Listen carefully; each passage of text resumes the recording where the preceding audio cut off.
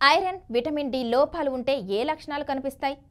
ఆహారం తీసుకోవడం అనేది కడుపు నిండటానికి మాత్రమే కాదు, మన శరీరానికి అవసరమైన పోషకాలు అందించడానికి, అలాగే ఆ పోషకాలు అందినప్పుడే మనకు ఎలాంటి హెల్త్ ప్రాబ్లమ్స్ రావు, ఆరోగ్యంగా ఉంటాం. హెల్తీగా ఉండాలని సరైన పోషకాలు అందేలా ఆ ఫుడ్స్ని తినడానికి ట్రై చేస్తున్నారు. అయితే కొంతమందికి అవగాహన లేకపోవడం వల్ల పోషకాహారం తీసుకోకపోవడం, తీసుకున్నా కూడా అవి సరిగ్గా అబ్జర్బ్ అవ్వకపోవడం వంటివి జరుగుతాయి. అలాంటప్పుడు మన బాడీలో ఆటోమేటిక్గా విటమిన్స్ లోపం తలెత్తుతుంది. ఈ విటమిన్స్ లోపం ఉన్నప్పుడు కొన్ని లక్షణాలు కనిపిస్తాయి.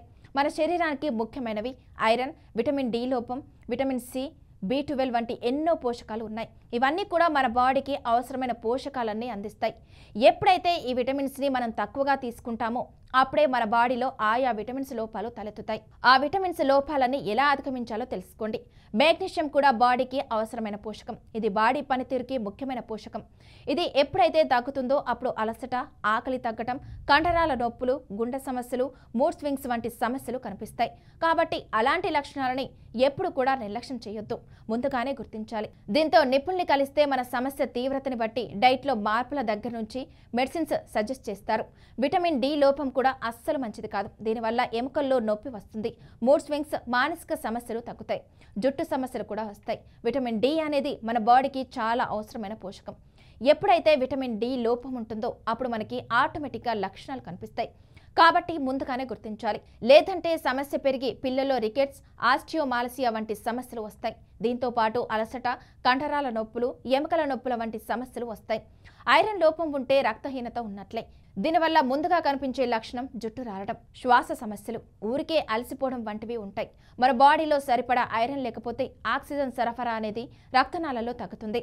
ముందు ముందు చాలా పెద్ద ఆరోగ్య సమస్యలు వచ్చే అవకాశం ఉంటుంది. లక్షణాలను ఎప్పుడు కూడా నెగ్లెక్ట్ చేయొద్దు. కాల్షియం మన గోర్లు, ఎముకలకి చాలా ముఖ్యమైనది. ఎప్పుడైతే మన బాడీలో కాల్షియం తగ్గుతుందో ఆటోమేటిక్గా ఎముకల సమస్యలు, గోర్లు విరిగిపోవడం వంటి లక్షణాలు ఉంటాయి. చేతుల్లో తిమ్మిర్ల వంటి లక్షణాలు వస్తాయి. ఒమేగా-3 అనేది బాడీకి కావాల్సిన హెల్తీ ఫ్యాట్. ఈ సమస్య ఉంటే స్కిన్ డ్రైగా మారడం, మానసిక సమస్యలు, జాయింట్స్ గట్టిగా మారడం వంటి సమస్యలు ఉంటాయి. చర్మం రఫ్గా మారడం, జుట్టు, గోళ్లు కూడా పెలుసుగా మారి విరిగిపోవడం వంటివన్నీ జరుగుతాయి. అంతేకాకుండా అలసట, నిద్ర పట్టకపోవడం, ఏకాగ్రత తగ్గడం వంటి లక్షణాలు ఉంటాయి. కాబట్టి ముందుగానే గుర్తించాలి. విటమిన్ సి అనేది మన శరీరంతో పాటు చర్మ ఆరోగ్యానికి కూడా చాలా మంచిది. దీనివల్ల స్కిన్ డల్గా మారుతుంది, ఊరికే డ్రైగా మారుతుంది, చిగుళ్ళ నుంచి రక్తస్రావం వస్తుంది, గాయాలు త్వరగా తగ్గవు. కాబట్టి ముందుగానే సమస్యని గుర్తించాలి. జింక్ కూడా మన బాడీకి అవసరమైన పోషకమే. ఇది మన బాడీలో తగ్గితే ఆకలి తగ్గుతుంది, యాక్నే వంటి సమస్యలు వస్తాయి.